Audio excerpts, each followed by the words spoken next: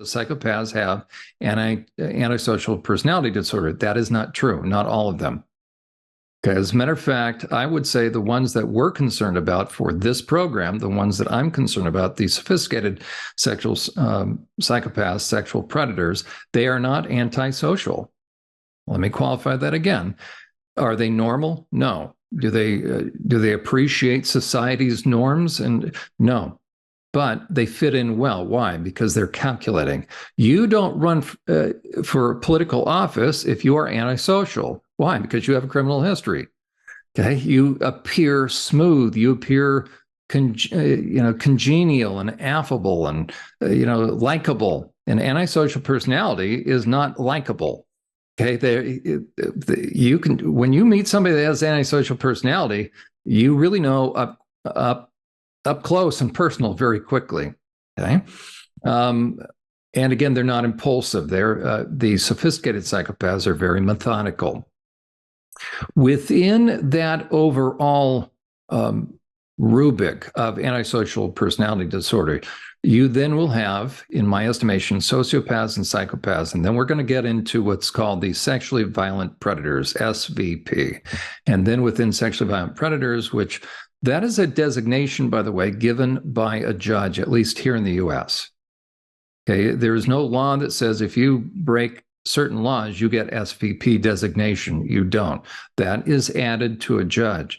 So in a way, there's not consistency as far as who gets SVP and who doesn't. Trust me, there's a lot of people that should be given SVPs that have not. I'll give you one example. Jimmy Hinton, Pastor Jimmy Hinton's father, Jimmy Hinton and I started churchprotect.org. We started because we found there was commonality in our concern for protecting kids in churches. His father was a pastor for about 25 years or so, was perping on his own kids. They homeschooled, was perping on his own daughters, kids in the congregation, and kids in the community for years and years.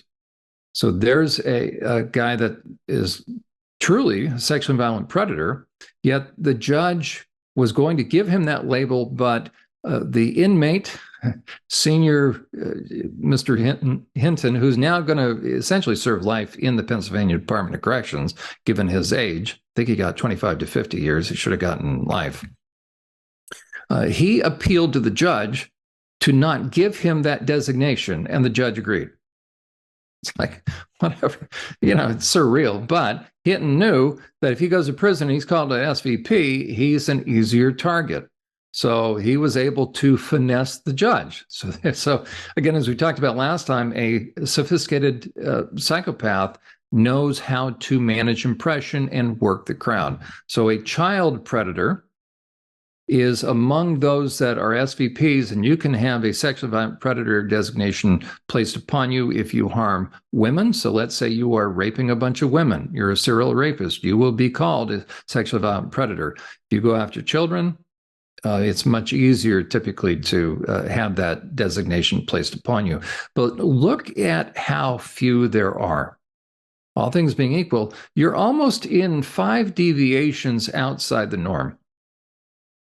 But I want to tell people that for my purposes in trying to awaken people to the dangers of predators in churches and those that are the most sophisticated, we're talking about the men in that far right box.